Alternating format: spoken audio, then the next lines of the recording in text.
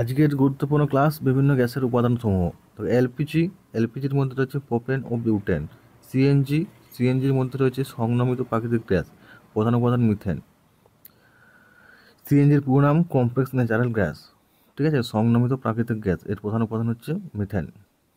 LPG হলো তাহলে propane আর butane, CNG হচ্ছে মিথেন।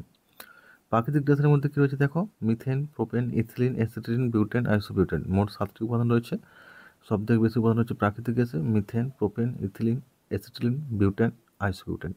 কোল গ্যাস এটা বিভিন্ন রকম গ্যাসের মিশ্রণ, ঠিক আছে। বিটুমিনাস কয়লার অন্তর্ধূপ পাতনে নির্গত হয়। বিটুমিনাস যে কয়লার একটি ভাগ, তার অন্তর্ধূপ পাতনে নির্গত হয় কোল গ্যাস। ওয়াটার গ্যাসের দুটি প্রধান উপাদান কার্বন মনোক্সাইড ও হাইড্রোজেন। ওয়াটার গ্যাসের প্রধান উপাদান কার্বন মনোক্সাইড ও হাইড্রোজেন। প্রোডিউসার গ্যাসের দুটি উপাদান হচ্ছে কার্বন মনোক্সাইড ও নাইট্রোজেন।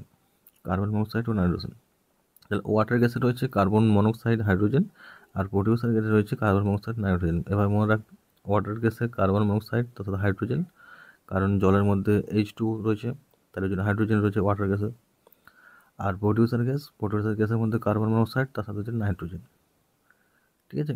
গোবর গ্যাসের মধ্যে কী রয়েছে, তিনটি প্রধান রয়েছে, মিথেন, কার্বন ডাইঅক্সাইড, হাইড্রোজেন, ঠিক আছে। গোবর গ্যাসের মধ্যে রয়েছে মিথেন, কার্বন মনোক্সাইড আর হাইড্রোজেন, ঠিক আছে। তারপর দেখো নেক্সট অয়েল গ্যাসে রয়েছে hydrogen, methane, ethane, carbon dioxide, এই তিনটি। অয়েল গ্যাসে রয়েছে hydrogen, methane, ethane, carbon monoxide. তাহলে বোঝা গেল এলপিজি গ্যাসের দুটি উপাদান প্রোপেন, বিউটেন। সিএনজি গ্যাসের একটি উপাদান মিথেন। প্রাকৃতিক গ্যাসের 7টি উপাদান methane, propane, ethylene, acetylene, butane, isobutane. Coal gas হচ্ছে তোমার বিটুমিনাস কয়লার অন্তর্ধূপ পাতনে নির্গত হয়। ওয়াটার গ্যাসের দুটি উপাদান কার্বন মনোক্সাইড, হাইড্রোজেন। প্রোডিউসার গ্যাসের দুটো উপাদান কার্বন মনোক্সাইড আর নাইট্রোজেন। গোবর গ্যাসের দুটি উপাদান মিথেন, কার্বন মনোক্সাইড ও হাইড্রোজেন, ঠিক আছে। প্রোডিউসার গ্যাসের মধ্যে রয়েছে কার্বন মনোক্সাইড, নাইট্রোজেন। ওয়াটার গ্যাসের মধ্যে রয়েছে কার্বন মনোক্সাইড, হাইড্রোজেন। গোবর গ্যাসের মধ্যে রয়েছে মিথেন, কার্বন মনোক্সাইড আর হাইড্রোজেন। দেখো ওয়াটার গ্যাসে যে দুটি রয়েছে কার্বন মনোক্সাইড ও হাইড্রোজেন, আর প্রোডিউসার গ্যাসে যে দুটো রয়েছে কার্বন ডাইঅক্সাইড আর নাইট্রোজেন। তো এই দুটোর মধ্যে কমন রয়েছে কার্বন ডাইঅক্সাইড।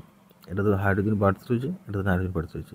যখন গোবর গ্যাসের মধ্যে কার্বন মনোক্সাইড আর হাইড্রোজেন রয়েছে, মানে ওয়াটার গ্যাসের দুটো উপাদান রয়েছে, তার সাথে মিথেনটা বাড়ছে।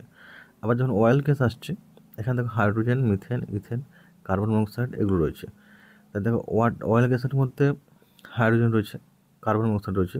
ওয়াটার গ্যাসের উপাদানগুলো অয়েল গ্যাসের মধ্যে রয়েছে, তার সাথে আবার কী রয়েছে, মিথেন রয়েছে, যেটা আবার গোবর গ্যাসের উপাদান।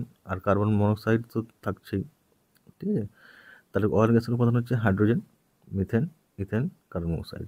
তো এই ছিল আজকের একটি ক্লাস। দেখা হচ্ছে পরের ক্লাসে।